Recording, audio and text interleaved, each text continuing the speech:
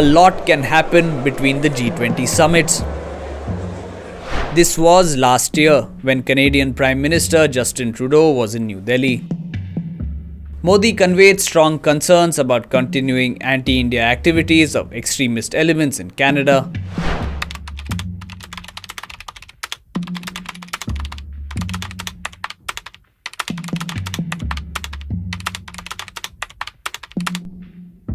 Canada did nothing. A year later, Khalistani separatists attacked a Hindu temple in Brampton, beat up devotees, and threatened to disrupt Indian consular events. A fortnight ago, Modi reminded Trudeau of the rule of law that the latter claims to go by. In a strongly worded tweet, Modi wrote,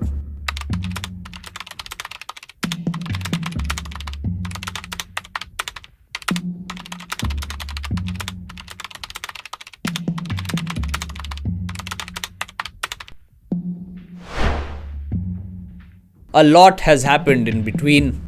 Trudeau has pointed fingers at Indian diplomats for last year's killing of Khalistani separatist Hardeep Singh Nijjar in Canada. He has then admitted that the allegation was based on intelligence and there was no hard evidence. India has rubbished the allegations, withdrawn some of its diplomats, and expelled some Canadian diplomats." This year's G20 summit in Brazil had Modi and Trudeau together on stage for a group photograph. Biden was the man in between, but Modi made sure the cold vibes hit home. And now this outrageous report in a Canadian publication. It quotes an anonymous Canadian official as saying Modi was aware of the plot to kill Nijjar, and that India's Home Minister Amit Shah, Foreign Minister Jai Shankar, and NSA Doval were in the loop.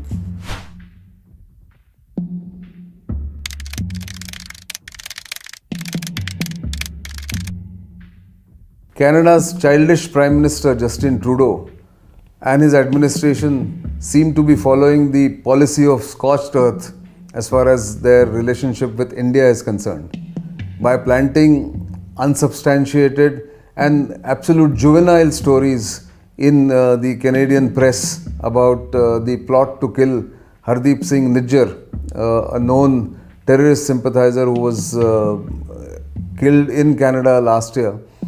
The Canadian administration, Justin Trudeau's government, are trying to implicate not just Indian officials but also Prime Minister Narendra Modi, saying he had the knowledge about the hit being ordered on Hardeep Singh Nijjar.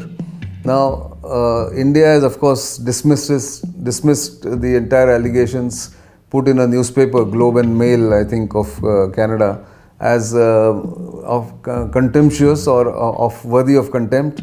But what Justin Trudeau is doing is completely unacceptable in international relations, and yet he is going ahead for his petty political gains, perhaps, in the upcoming elections in Canada, where the Khalistani supporters seem to be supporting one of his associate parties. And that is something which is now being laughed at by most of the world.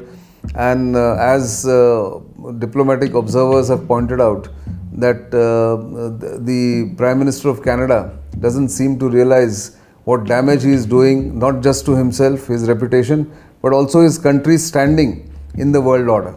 So despite that